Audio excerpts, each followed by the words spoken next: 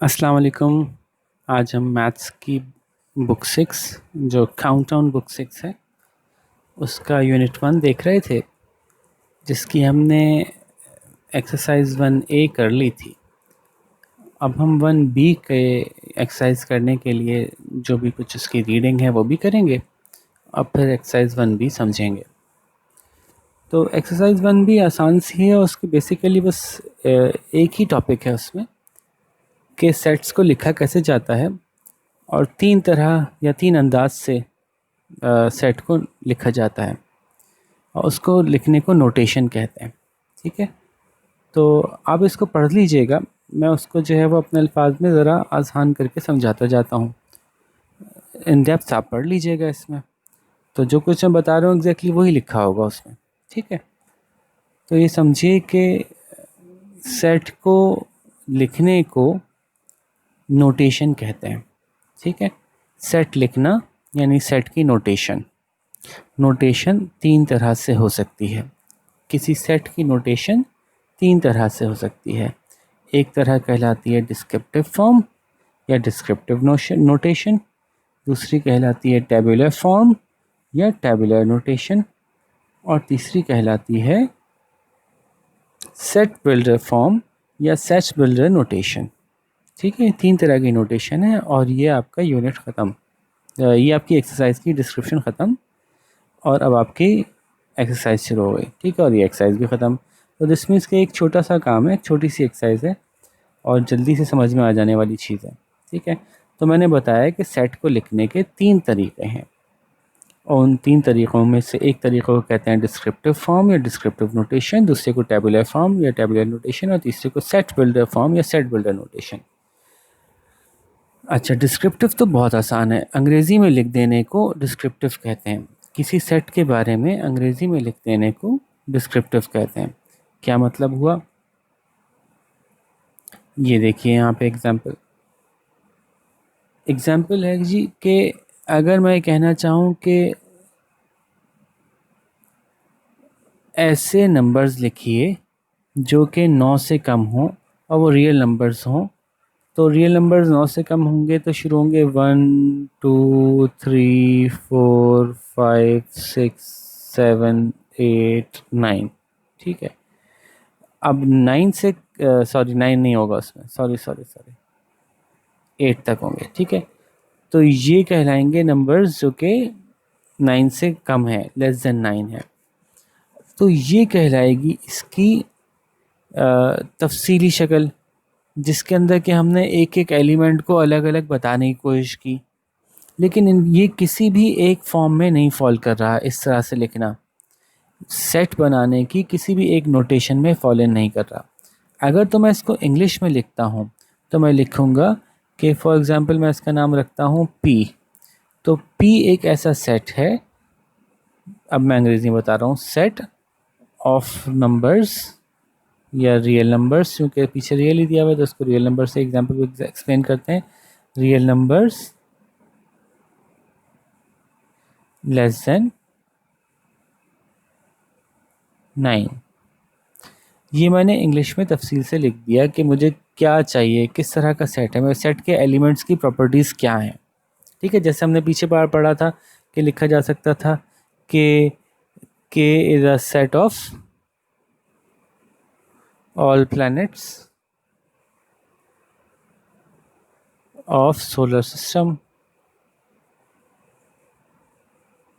तो ये कौन सी फॉर्म कहलाती है कि जब आप इंग्लिश में तफसील से लिखते हैं किसी सेट के बारे में, ये डिस्क्रिप्टिव फॉर्म कहलाती है। इसको लिखने का तरीका ये होता है। ठीक है, अच्छा, इसी काम को, इसी सेट को लिखने का एक तरीका ये भी है कि उसके सारे एलिमेंट्स का एक एक करके नाम लिख दिया जाए, एक एक करके सारी तफसीलात लिख दी जाएं। तो मैं लिख सकता हूँ ऐसे कि P के अंदर के सारे एलिमेंट्स, तो ये भी हमने पीछे सीखा था कि कर्ली ब्रैकेट खोलेंगे और सारे एलिमेंट्स का नाम लिख देंगे, यानी सारे एलिमेंट्स को लिस्ट कर देंगे 1 2 3 4 5 6 7 8, कॉमा लगाते जाएंगे। इस शक्ल को टेब्यूलर फॉर्म कहते हैं।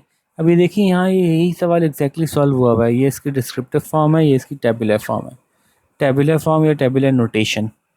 ठीक है, तो जिसमें हम एक एक एलिमेंट को बारी बारी एक्सप्रेस कर दें। अब अगर वही वाला हम बनाते, जो थोड़ी देर पहले मैंने के को कहा था कि उसमें तमाम सोलर सिस्टम के प्लैनेट्स आते हैं, तो मैं ऐसे ऐसे खोलता, फिर मैं कहता कि जी वेनस है, मार्स है, अर्थ है, ठीक है, जुपिटर है। थोड़ी सी जगह तंग है तो ज़रा राइटिंग अच्छी नहीं हो रही। आपका जो है वो यूरेनस है, प्लूटो है, अच्छा प्लूटो तो नहीं है। आपका जो है वो जितने भी सारे हमारे प्लैनेट्स हैं वो सारे हमें बारी बारी कॉमन लगा के लिखने पड़ते, ठीक है। तो फिर ये कहलाता tabular form, brackets curly brackets खोल के कॉमा लगा लगा के जितने भी एलिमेंट्स हैं सारे एलिमेंट्स को लिख दिया जाए तो ये टैब्यूलर फॉर्म कहलाएगा, ठीक है। और इसी को जिसको कि तफसील से इंग्लिश में लिखा तो डिस्क्रिप्टिव नोटेशन कहलाई, जिसको कि अलग अलग सारे एलिमेंट्स को बयान कर दिया, लिख दिया, तो ये टैब्यूलर फॉर्म कहलाई। इसको लिखने का एक तरीका और भी है कि उसके बारे में मैथमेटिकल रूल्स की मदद से डिफ़ाइन करने की कोशिश की जाए, ठीक है। इसको कहते हैं सेट बिल्डर नोटेशन। वो कैसे लिखी जाती है? तो शुरुआत तो वैसे ही होगी, देखें तीनों की, कि ए या बी या के या एल या एम या जो भी आपने सेट का नाम लिखा है, मेरा सेट जिसका नाम ए है वो है जी, अब हम अगेन कर्ली ब्रैकेट लगाएंगे, उसके अंदर तमाम एलिमेंट्स को मैं एक्स के नाम से पुकारूंगा, और वो यूं कि तमाम एलिमेंट्स जो मेरे हैं वो सब के सब छोटे हैं 9 से। तो ये मैथमेटिकल फार्मूले की शक्ल के अंदर मैंने अपने सेट को एक्सप्लेन कर दिया कि मेरे सेट जिसका नाम ए है उसके अंदर हर एक एलिमेंट को मैं एक्स कहूँगा, और वो एक्स ऐसा है कि तमाम एलिमेंट्स जिनको मैं एक्स कर रहा हूँ सब के सब 9 से छोटे हैं। लिखने का ये स्टाइल है, ठीक है। तो इस तरह से लिखने को कहेंगे सेट बिल्डर नोटेशन। इसको पढ़ने का जो सही तरीका है वो क्या है? वो ये है कि my set is A which is a set of elements x such that, इसको such that कहते हैं, ये दो डॉट्स लगा लें या खाली डंडी लगा लें, दोनों such that कहलाएंगे। such that x is less than 9, ठीक है। तो इस तरह से लिखने को हम कहेंगे सेट बिल्डर नोटेशन। बस ये 3 तरह से लिखना होता है सेट को। इस तरह से यही सवाल आपका आ जाएगा नीचे, और इसी में आपकी पूरी एक्सरसाइज ख़त्म हो जाएगी। एक आध एग्जाम्पल और देख लेते हैं फिर नीचे एक्सरसाइज में चलते हैं। अब देखें इन्होंने जो है वो इसी सवाल को, जो कि हमने 1 से लेके 8 तक लिखा था, यानी लेस देन 9 लिखा था, इसके तीनों तरह की फॉर्म्स देखी थी। इसी के इन्होंने अब अप टू 18 कर दिया है। तो उसको एक्सप्लेन करने का, एक्सप्लेन जब इंग्लिश में करके लिखा तो ये क्या कहलाएगी? ये डिस्क्रिप्टिव फॉर्म कहलाएगी। Set of natural numbers less than और इक्वल्स टू 18, तो इसमें 1 से लेके 18 तक सारे आ गए, ठीक है। और जब इसमें एक एक एलिमेंट को अलग अलग लिख के दिखाया कर्ली ब्रैकेट्स में और कॉमास के साथ, तो ये कहलाएगी टेबुलर फॉर्म। ये भी मसला नहीं है। अब इसी को उन्होंने मैथमेटिकल फार्मूले के अंदर करके दिखाया, तो वो कैसे किया कि our set is A which is which has elements x such that, इस तरह से कि जितने भी एलिमेंट्स हैं यानी x जितने भी हमारे एलिमेंट्स हैं वो तमाम के तमाम less than and equals to 18 है। तो ये मैथमेटिकल फार्मूले में उन्होंने करके लिख दिया, इसको सेट बिल्डर नोटेशन कहते हैं, ठीक है। अभी सिर्फ आपने समझना है कि सेट बिल्डर नोटेशन कौन सी वाली है और कौन सी वाली जो है वो टेबुलर है और कौन सी वाली डिस्क्रिप्टिव है, ठीक है। समझ में आ गया। पीछे भी कोई एग्जांपल देख लेते हैं जल्दी से इनकी, कि इन्होंने कहा डिस्क्रिप्टिव नोटेशन में कि अगर मैं लिख दूँ ऐसे कि मुझे एक सेट ऑफ वॉवेल्स जो कि इंग्लिश की में पाए जाते हैं वो सारे मेरे सेट में शामिल हैं, तो मैं लिखूँगा A is equals to the set of vowels in English alphabet. तो ये डिस्क्रिप्टिव नोटेशन हो गई। इसी को अगर मैं ऐसे लिखूँगा कि एक एक वॉवेल को अलग अलग बता भी दूँ इन ब्रैकेट्स में, कर्ली ब्रैकेट्स में और कॉमास के साथ, ये टेबुलर नोटेशन हो गई। इसी को अगर मैं ऐसे बताने की कोशिश करूँ,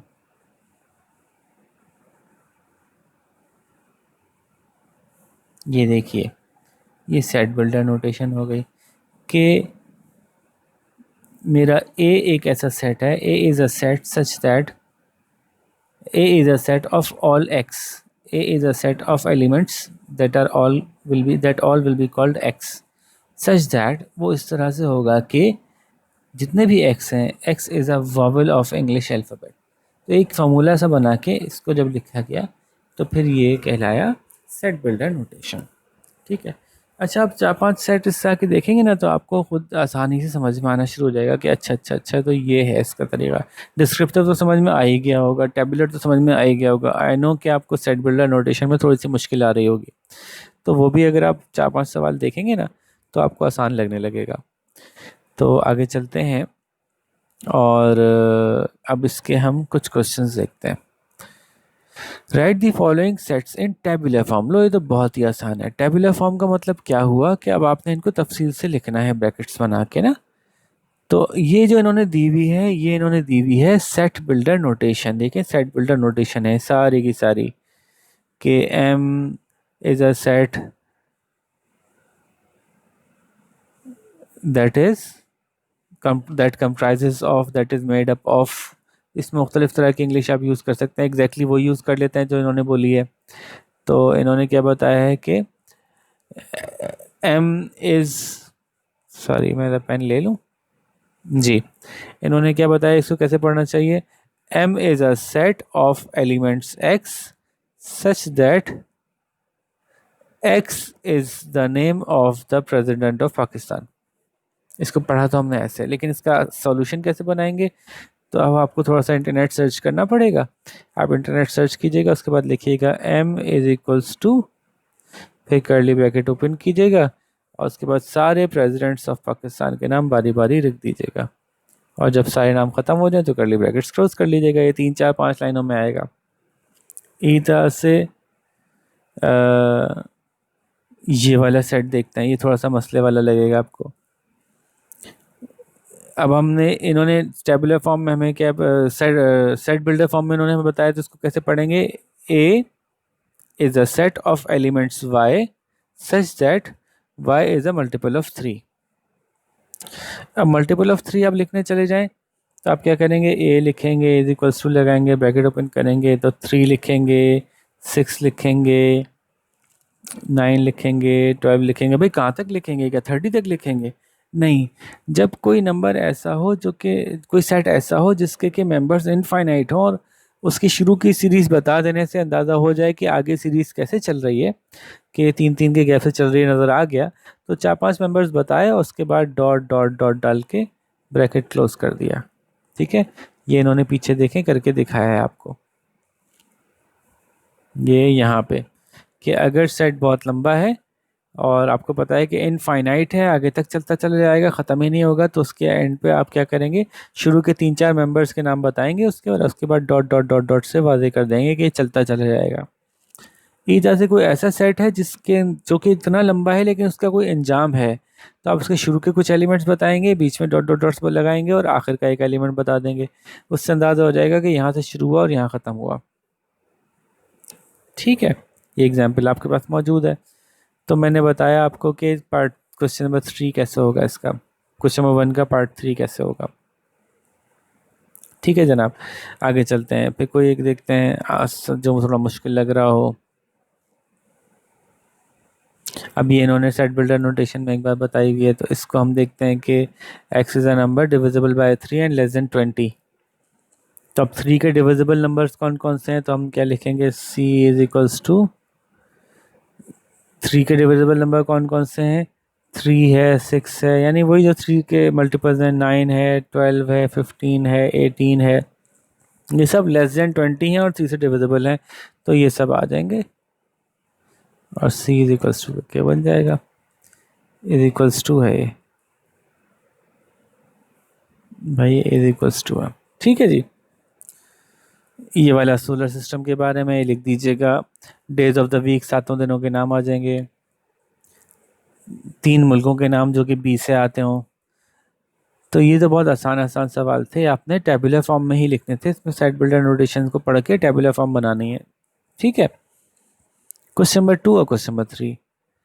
अब ये कह रहे हैं कि क्वेश्चन नंबर 2 में इनको सेट बिल्डर फॉर्म में लिखिए। तो सेट बिल्डर फॉर्म में हम कैसे लिखते हैं, पहले मैं यहाँ से शुरू करता हूँ। देखिए आप, बहुत आसान है। अरे भाई जी, कि हम वैसे ही लिखेंगे P इज इक्वल्स टू, फिर ऐसे ही ब्रैकेट, कर्ली ब्रैकेट ओपन करेंगे, फिर उसको नाम देंगे X, such that X is the letter of English alphabet.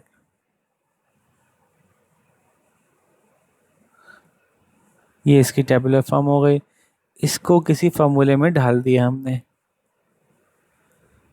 ठीक है। अच्छा आप देखेंगे तो एग्जैक्टली यही वाला शायद पीछे हुआ हुआ भी है, मैं दिखाता हूँ आपको।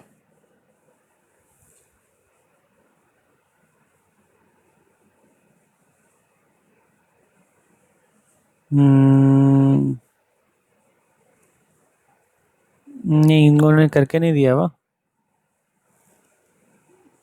लेकिन ये कि इसी तरह से बबल वाला किया हुआ था। अच्छा ठीक है, तो ये मैंने ए करके दिखा दिया आपको। अब बताइए टू का क्या क्या फॉर्मूला बनेगा, यही मज़ेदार ज़रा इसमें काम है। इसमें सारा मज़ेदार काम ही यही वाला सेट बिल्डर वाला बनाना है। तो आप लिखेंगे क्यू, ये मैंने बता दिया, बता रहा हूँ, इज इक्वल्स टू, फिर हम इसमें लगाएंगे एक्स सच दैट, क्या है जी, ये क्या क्या नज़र आ रहा है, किस फॉर्मूले में बंद होता नज़र आ रहा है ये। तो दो है, फिर चार है, फिर छः है, फिर यकीनन क्या होगा, ये क्या नज़र आ रहा है, इवन नंबर्स हैं, सच that x is an even number. या आप लिख सकते थे x is divisible by two. तो कई अंदाज से इवन नंबर को एक्सप्रेस किया जा सकता है ना, उनमें से किसी भी अंदाज से आप एक्सप्रेस कर देंगे, जवाब सही माना जाएगा, ठीक है। इसी तरह से आप यहाँ देख लीजिए, ये x is a multiple of three, यहाँ देख लीजिए x is a multiple of four, यहाँ देख लीजिए सच दैट एक्स इज़,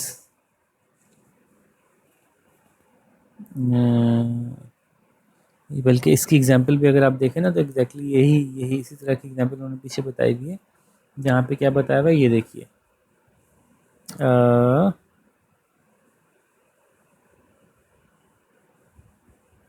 ये देखें, ये वाली, तो पेन मुश्किल से आता है इसमें जी, ये वाली देखिए। तो अब उन्होंने ना सिर्फ ये कि एक शर्त लगाई, बल्कि दो शर्तें लगा दी, बी से स्टार्ट होता हो और तीन कंट्रीज़ हों। तो एक तो ये कि तीन हो, और दूसरा है कि बी से स्टार्ट होता हो। तो इसकी मदद से आपको आसानी से समझ में आना चाहिए कि आपने वो वाला कैसे बनाना है। ये देखिए मैं आपको दोबारा समझाता हूँ। ये देखिए कि केक, बिस्किट एंड पेस्ट्री, तो हम कैसे लिखेंगे, हम लिखेंगे कि x इज इक्वल्स टू, इसमें कुछ और ले लेते हैं एलिमेंट का नाम, एलिमेंट्स को जो रिप्रेजेंट करते हैं उसको हम लेट सपोज p से ले लेते हैं, such that p is the name of three items in a bakery, ठीक है। तो कुछ ऐसे भी हैं थोड़े बेवकूफ़ी के हैं, लेकिन ठीक है, बस सही है। जैसा जैसे इसको किसी न किसी फार्मूले में की शक्ल में बंद करना पड़ेगा, तो बस ऐसे ही कर सकते हैं। तो एग्जाम्पल चूँकि यहाँ मौजूद थी हमारे पास, तो हमने उसी को देखते हुए इसको भी आसानी से सॉल्व कर लिया। अच्छा जी, ये वाला क्या है, is a set of flowers, ठीक है। तो ये तो क्योंकि अनलिमिटेड है ना, इसलिए किसी कैद में नहीं आ रहा है, आगे डॉट डॉट डॉट बता रहे हैं, चलता चला जा रहा है। ये कौन सा, is a set of months of the year starting from जे, ठीक है। Is a number two, is a set of the number two. तो ऐसा भी हो सकता है कि एक सेट में एक ही एलिमेंट हो, ठीक है। तो उसको आप यूँ लिखेंगे, m is equals to x such that x is equals to 2, ऐसे लिख दें या इज इक्वल्स टू 2 अलग अलग पूरा डिस्क्राइब कर दें, दोनों चलेगा। तो ऑलमोस्ट मैंने काफ़ी सारे सवाल बता दिए, ये बता दिया, ये बता दिया, और ये बता दिया, ये बता दिया, ये बता दिया, ये बता दिया, ये बता दिया, ये बता दिया। तो अब थोड़ा सा खुद भी कर लें, 2-4 सवाल रह गए। ठीक है, फिर भी मसला हो तो आप मुझसे पूछ लीजिएगा, मैं आपको अलग से दोबारा एक्सप्लेन कर दूंगा वो सवाल, लेकिन अटैम्प्ट तो करें। अब इसको टेबुलर फॉर्म में लिखें दोबारा से। ये फिर वही टेबुलर फॉर्म वाले तो ज़्यादा आसान होते हैं, मज़ा तो ज़्यादा इसी में आता है कि टेबुलर में लिखा हुआ और उसको सेट बिल्डर में करना हो, क्योंकि उसमें फिर आपको अपनी तरफ से फार्मूला बनाना होता है। इसमें तो पता डिस्क्रिप्टिव फॉर्म में लिखा हुआ है, डिस्क्रिप्टिव नोटेशन में लिखा हुआ है, आपने सिर्फ उसकी टेबुलर बनाना है। तो set of day of the week लिखना है, तो आपने एक सेट का नाम लिखा, उसके अंदर मंडे, ट्यूसडे, कॉमा लगा के वेंसडे, थर्सडे, आप पूरा पूरा लिखिएगा, मैं इसको समझाने के लिए कर रहा हूँ ना। फ्राइडे, सैटरडे, संडे, बस ऐसे कर दिया आपने, तो आपका ये सेट कंप्लीट हो गया। तो अब ये मैं बाकी नहीं बता रहा भाई, ये बाकी सारा बात आप शाबाश आप खुद करें, उनके बिल्कुल एग्जैक्टली पीछे जो काम हुआ था वैसे ही काम दोबारा करने को आ गया। तो होपफुल ये एक्सरसाइज बहुत आसान सी एक्सरसाइज थी, समझ में आ गई होगी। बच्चे इसमें सिर्फ इसलिए कंफ्यूज होते हैं, सेट बिल्डर नोटेशन थोड़ा सा उनको घबरा जाते हैं वो देख के कि हम कैसे किसी फार्मूले बंद कर सकते हैं। तो मैंने ऑलमोस्ट सारे ही आपको करके दिखा दिए, जो एक दो रह गए थे वो भी आसान आसान से। तो ज़रा प्रैक्टिस करें, घबराएं नहीं, इतना मुश्किल काम नहीं है, आसान काम है। अपने दिमाग को समझाएं, मुश्किल काम नहीं है, इजी इजी काम है। तो रिकैप्चुलेट कर लेते हैं जल्दी से। सेट्स को लिखने को और सेट्स को नोटेशन करना कहते हैं। सेट नोटेशन 3 तरह से हो सकती है, डिस्क्रिप्टिव नोटेशन होती है, टेबुलर नोटेशन होती है और सेट बिल्डर नोटेशन होती है। डिस्क्रिप्टिव नोटेशन में इंग्लिश में एक्सप्लेन करते हैं, टेबुलर नोटेशन में एक एक एलिमेंट को अलग अलग लिख देते हैं, और सेट बिल्डर में कोशिश करते हैं कुछ ऐसा लिखा जाए जिससे कि कुछ फार्मूला सा बन जाए। ठीक है, तो उस फार्मूले की मदद से फिर पूरा पूरा सेट टेबुलर फॉर्म में लाया जा सके जब ज़रूरत पड़े। तो उसकी मैंने बहुत सारे एग्जांपल्स भी दे दी हैं आपको। उम्मीद है बात समझ में आ गई होगी। अभी अच्छी सी शाबाश एक्सरसाइज सॉल्व कीजिए, अभी मुझे सबमिट करवाइए, देखिए आपने कैसा काम, देखते हैं कैसा काम करते हैं आप। फिर इंशाल्लाह किसी और लेसन के साथ मुलाकात होगी। अल्लाह हाफ़िज़।